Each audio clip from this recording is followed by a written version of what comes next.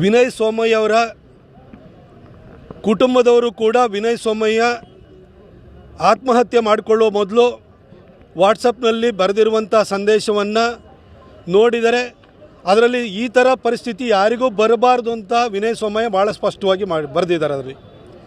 ಹಾಗಾಗಿ ವಿನಯ್ ಸೋಮಯ್ಯಗೆ ನ್ಯಾಯ ಸಿಗಬೇಕು ಅಂತಂದರೆ ಆ ವಾಟ್ಸಪ್ನ ದೀರ್ಘವಾದಂಥ ಸಂದೇಶದಲ್ಲಿ ಅವರು ಉಲ್ಲೇಖ ಮಾಡಿರುವಂತಹ ಇಬ್ಬರು MLA ಗಳಾದಂತಹ ಪೊನ್ನಣ್ಣ, ಮಂತರ್ಗೌಡ ಹಾಗೂ ಇನ್ನೊಬ್ಬ ಹರೀಶ್ ಪೂವಯ್ಯ ಜೊತೆಗೆ ತೆನ್ನಿರ ಮೈನಾ ಈ 4 ಜನರ ವಿರುದ್ಧನೂ ಕೂಡ FIR ಮಾಡಬೇಕು. ನಿನ್ನೆ ಬೆಳಗ್ಗೆ ಅವರ ಕುಟುಂಬದವರು ಬೆಂಗಳೂರಿನಲ್ಲಿ DCP ದೇವರಾಜ್ ಎದುರುಗಡೆ ಕೊಟ್ಟಿರುವಂತಹ ದೂರಿನಲ್ಲಿ ಸ್ಪಷ್ಟವಾಗಿ ಸಬ್ಜೆಕ್ಟ್ನಲ್ಲೇ ಉಲ್ಲೇಖ ಮಾಡಿದ್ದಾರೆ ಈ 4 ಜನರ ಹೆಸರನ್ನು. ಇಷ್ಟಾಗಿಯೂ ಕೂಡ ತೆನ್ನಿರ ಮೈನನ ಬಗ್ಗೆ ಮಾತ್ರ FIR ಹಾಕಿ ಇತರರು ಅಂತೇಳಿ ಹೇಳಿ ಉಳಿದವ್ರ ಹೆಸರನ್ನು ಯಾಕೆ ಕೈ ಬಿಟ್ಟಿದ್ದಾರೆ? ಹಾಗಾಗಿ ಈ ಇಷ್ಟೋ ಜನರ ಹೆಸರನ್ನು ಸೇರಿಸಿ FIR ಮಾಡುವವರೆಗೂ ಕೂಡ ವಿನಯ್ ಸೋಮಯ್ಯ ಕುಟುಂಬದವರು ಅಂತ್ಯ ಸಂಸ್ಕಾರವನ್ನು ಮಾಡೋದಿಲ್ಲ ಅಂತೇಳಿ ನಿನ್ನೆ ಸ್ಪಷ್ಟವಾಗಿ ಹೇಳಿದ್ದಾರೆ. ಇವತ್ತು ಇಲ್ಲಿ ಕುಶಾಲನಗರದಲ್ಲಿರುವಂತಹ ಸರ್ಕಾರಿ ಆಸ್ಪತ್ರೆ ಎದುರುಗಡೆ ನಾವು ಅವರ ಮೃತದೇಹ ಇಲ್ಲಿದೆ.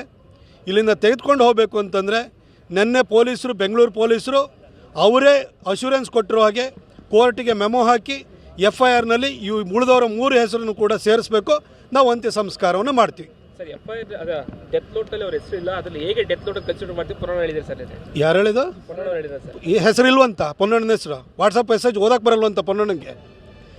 ನೀವು ಮಾಧ್ಯಮದಲ್ಲಿ ತೋರಿಸಿದ್ರಲ್ಲ, ಇದು ನನ್ನ ಕಡೆಯ ಸಂದೇಶ ಅಂತೇಳಿ ಹೇಳಿದನಲ್ಲ.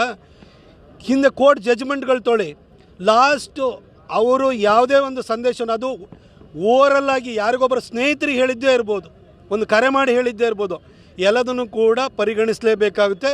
ಅದರಲ್ಲೂ ವಿಶೇಷವಾಗಿ ಈ ವಾಟ್ಸಪ್ ಮೆಸೇಜನ್ನು ಡೆತ್ ನೋಟ್ ಆಗಿ, ಡೈಯಿಂಗ್ ಡಿಕ್ಲರೇಷನ್ ಆಗಿ ತೆಗೆದುಕೊಳ್ಬೇಕು. ಆತನ ಮೊಬೈಲಿಂದಲೇ ಆ ಮೆಸೇಜನ್ನು ಹಾಕಿರೋ ಅಂಥದ್ದು ಕೂಡ ಸ್ಪಷ್ಟವಾಗಿದೆ. ಅದನ್ನು ಬೇಕಾದ್ರೆ ಪೊಲೀಸರು ಕ್ರಾಸ್ ಚೆಕ್ ಮಾಡಿಕೊಳ್ಳಿ. ಆದರೆ ಆ ಮೆಸೇಜ್ನಲ್ಲಿ ಪೊನ್ನಣ್ಣ, ಮಂತರ್ಗೌಡ, ಹರೀಶ್ ಪೂವಯ್ಯ ಹಾಗೂ ತೆನ್ನಿರ ಮೈನಾ ಇವರಿಷ್ಟೂ ಜನರ ಹೆಸರನ್ನು ಆತ ಸ್ಪಷ್ಟವಾಗಿ ಉಲ್ಲೇಖ ಮಾಡಿದ್ದಾನೆ. ಯಾರ್ಯಾವ ರೀತಿ ನನಗೆ ಹೆರಾಸ್ ಮಾಡಿದ್ದಾರೆ ಅದನ್ನು ಕೂಡ ಅದರತ್ತ ಸ್ಪಷ್ಟವಾಗಿ ಅದರಲ್ಲಿ ಬರೆದಿದ್ದಾನೆ ಆತ. ಹಾಗಾಗಿ ಅದನ್ನು ಒಂದು ಡೈಯಿಂಗ್ ಡಿಕ್ಲರೇಷನ್ ಅಂತ ತೆಗೆದುಕೊಂಡು FIR ದಾಖಲು ಮಾಡಬೇಕು.